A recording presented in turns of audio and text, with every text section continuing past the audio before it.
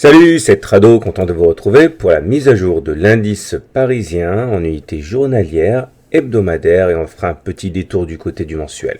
Alors, pas grand chose de neuf sur cette séance où on a vu le CAC progresser de 0,36%.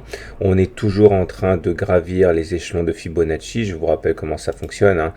Moi, je tendance à prendre non pas la jambe complète de baisse, mais les impulsions.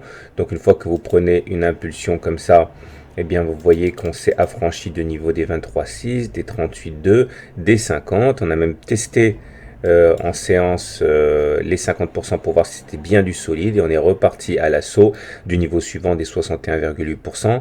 À titre personnel, mais ça je l'ai déjà dit, hein, j'envisage toujours un contact avec la Kijun puisque la Tenkan a bien suivi et que le rebond est en cours. Néanmoins, il va se passer quelque chose d'assez intéressant à suivre lundi, c'est notre SAR. Alors je vais mettre le tuto gratuit en ligne, mais regardez ça, c'est les petits points rouges là, et c'est le SAR. Vous savez que c'est un indicateur de tendance, quand c'est au-dessus des cours, ceux qui utilisent le SAR disent qu'on est en tendance baissière, et lorsque le SAR est en dessous des cours, petit point vert, on dit qu'on est en tendance haussière. Et vous voyez comme ça a été justement un excellent signal ici de baisse, hein, lorsque le SAR a eu été cassé.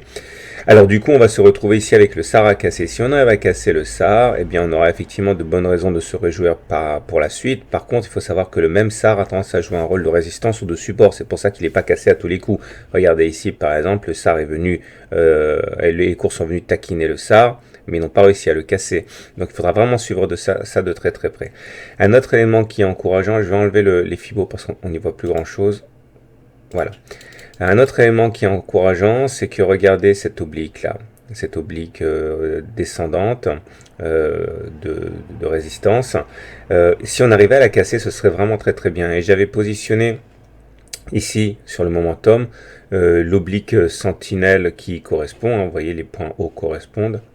Et cette oblique sentinelle a cassé justement sur la séance d'hier, ce qui veut dire que d'une part les cours sont assez bien orientés et si on arrive à casser à la fois l'oblique sur les cours et l'oblique sur l'indicateur technique, ce serait un signe de force très intéressant. Bon, pas grand chose de neuf par rapport au CCI qui nous donnait déjà hier un signal d'achat, hein, c'est pour ça que j'étais assez serein pour la suite. Et vous remarquerez néanmoins au passage la faiblesse des volumes, hein, c'est-à-dire que oui ça monte, on est dans un scénario quasi de V-corner pour l'instant, c'est-à-dire un seul pic, un seul creux et on rebondit, mais on peut pas dire que ce soit l'extase au niveau des volumes, hein, puisque là il est clair que c'est l'expectative surtout qui l'emporte. On ne monte pas parce qu'il y a foule, on monte parce que voilà, il y a quelques acheteurs, il n'y a plus personne qui vend parce qu'il hésite, donc ça monte doucement. Voilà ce qu'on pouvait dire, donc je synthétise. Prévision pour lundi, aller tester le SAR et la Kijun en espérant que ça casse, parce que pour beaucoup, hein, un V-corner c'est très très rare, généralement ce qu'on a c'est un W. Passons tout de suite à l'hebdomadaire. Alors on enchaîne maintenant avec l'unité de temps hebdomadaire, c'est-à-dire que chaque bougie correspond à une semaine de cotation, et là vous voyez que de la même manière qu'avant c'était relativement simple et qu'on avait un biais négatif assez facile, là ça se complique singulièrement parce que les systèmes de suivi de tendance sont neutres, hein.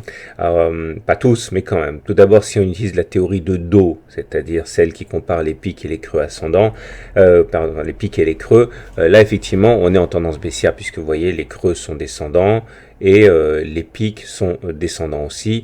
On a eu une alerte haussière là, mais elle n'a pas été suivie des faits. Elle n'a fait que donner l'illusion d'un espoir, mais pour enchaîner un derrière, un plus bas. Donc on est toujours en tendance baissière au regard de la théorie de Do. Par contre, lorsqu'on regarde la théorie de Weinstein, là c'est plus compliqué parce que regardez, la moyenne mobile à 30 semaines, elle est là. Quand on est au-dessus d'une moyenne mobile à 30 semaines qui monte, on est en tendance haussière. Quand on est en dessous d'une moyenne mobile à 30 semaines qui descend, on est en tendance baissière. Mais quand on est en dessous d'une moyenne mobile à 30 semaines qui est flat, comme ça, qui latéralise, on est tout simplement sans tendance. Donc là, on n'a pas véritablement d'instruction claire de la part de ce système. Et quand on regarde Ishimoku, c'est pareil. Ishimoku nous montre qu'on est au-dessus du nuage. Donc clairement, on est pas en tendance baissière. On pourrait même envisager d'être en tendance haussière vu qu'on a rebondi sur le nuage de fort belle manière. Mais en même temps, on n'a pas le feu vert de la lagging span. Regardez, la lagging span, elle est en dessous des cours. On basculerait en tendance haussière au regard du système Ishimoku si on était au-dessus du nuage et si la lagging span était au-dessus des cours. Donc ça veut dire que là, on a simplement un a priori positif, un a priori sur lequel on pourrait avoir vu la fin de la baisse, mais on n'a absolument pas le feu vert Ishimoku pour acheter. Donc vous voyez que c'est compliqué.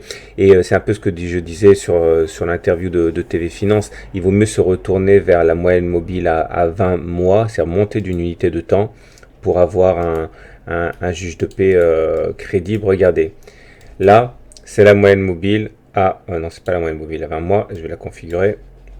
Voilà. Elle est à 20 mois maintenant. Et comme vous pouvez le voir, cette moyenne mobile à 20 mois, là, elle a servi de support exceptionnel lors des attaques très violentes qu'il y a eu en octobre 2014, novembre, décembre et même janvier, où on est venu chercher la moyenne mobile à 20 mois, transpercer la moyenne mobile à 20 mois, voire même transpercer la Kijun, voire même le nuage, et finalement on a terminé bien au-dessus de ces supports, on est reparti de l'avant avec une progression exceptionnelle. Et là pour l'instant ce qu'on voit, eh bien s'apparente un petit peu à ce qui s'est produit. Regardez, la bougie de ce mois, celle du mois d'août, qui va s'achever dans 2 jours, eh bien a permis de tester la moyenne mobile à 20 mois, à tester la Kijun, mais finalement on est en train de préserver ces niveaux et de finir au-dessus.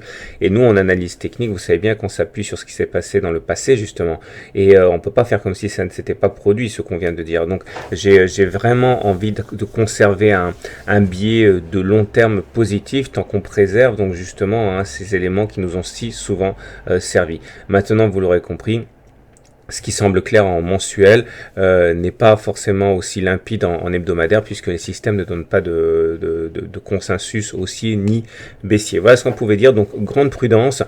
À titre personnel, je vous cacherai pas que je suis relativement serein, mais vous l'aurez compris, c'est également très compliqué. Donc il serait pas non plus délirant d'adopter un biais négatif si c'est celui que vous ressentez. Voilà, à très bientôt pour une autre mise à jour.